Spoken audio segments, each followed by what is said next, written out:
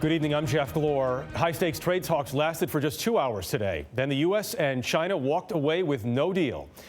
President Trump said the two sides held candid and constructive conversations that will continue. But Chinese negotiators have left Washington, D.C.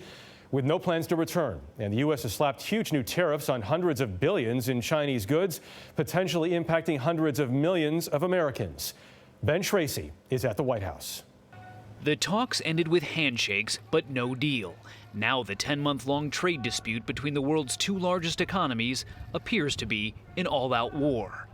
President Trump has now imposed a 25% tariff on $250 billion worth of Chinese goods.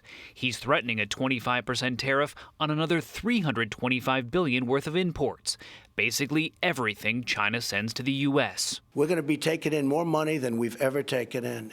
The president proudly calls himself a tariff man, often leaving the impression that China pays the bill. So they'll be paying. If we don't make the deal, nothing wrong with taking in over $100 billion a year. But tariffs are actually a tax paid by U.S. importers and U.S. companies when goods arrive from China. The cost of the tariffs are often passed on to U.S. consumers in the form of higher prices.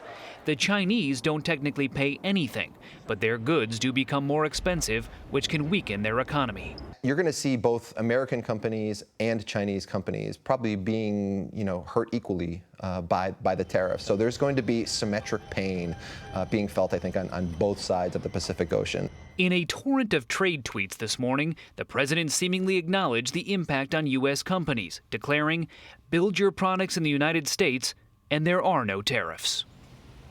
Now, China does plan to hit back, taking what it calls necessary countermeasures. That will likely include tariffs on U.S. products.